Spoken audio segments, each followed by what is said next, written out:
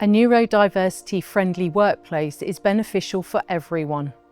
People with neurodivergent profiles can bring great strengths to the workplace. However, it has been proven that neurodivergent people face challenges in finding work and fitting in.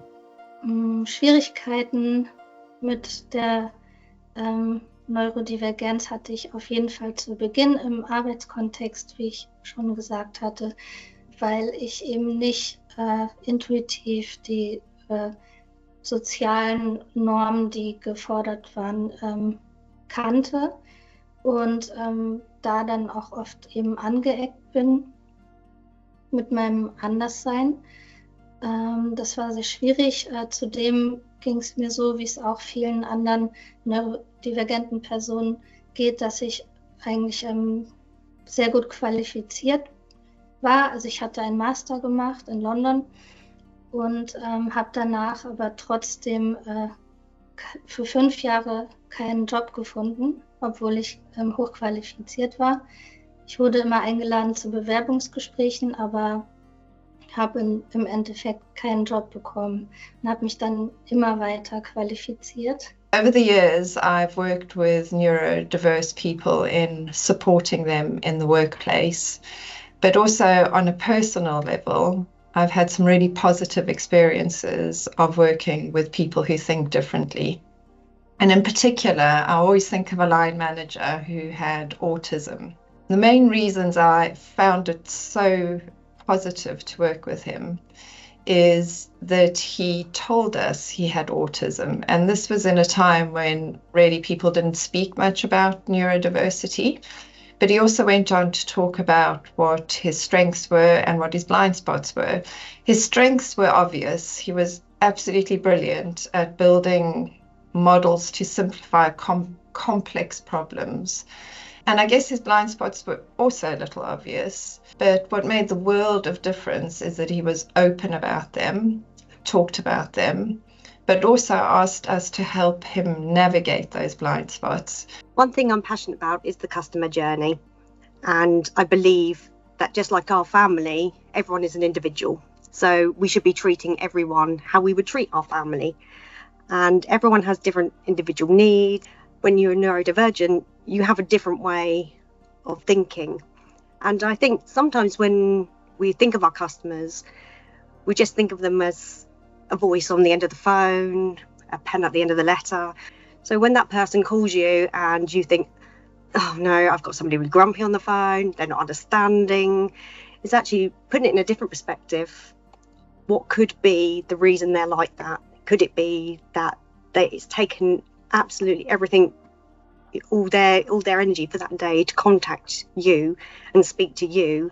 And if you're just taking them as that voice and not taking them as the individual, you're not accepting them.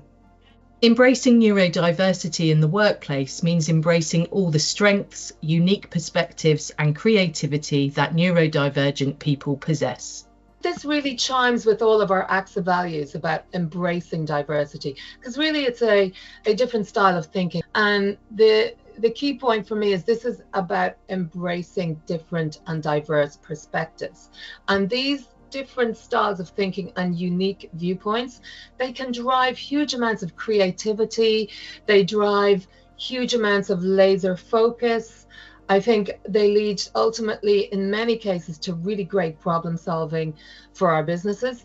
And I'm a strong believer in advocating for it. The other thing to draw out is that research has been done on this topic, and a team with neurodivergent talent in certain roles can be 30% more productive than not having neurodiverse people in the team. And similarly, research has also shown that inclusion and integration of neurodivergent colleagues also boosts team morale. To stay ahead, AXA adopts an inclusive approach that considers accessibility and support throughout an employee's journey with the company. This includes setting a strategy, building a culture that includes diverse employees, and leveraging the expertise of employee relations groups to ensure the needs and talents of every type of individual are embraced. Alongside a whole new skill set. I think being truly inclusive means creating a supportive environment for all of us. So we want to make sure that everybody who comes in to work with us and work for us feels that they're fully accepted and that they can be themselves and that they can utilize these great skills that they have. But also then, with it comes some unique sets of requirements. So, a particular thing that we have been very conscious of is around creating the right environment.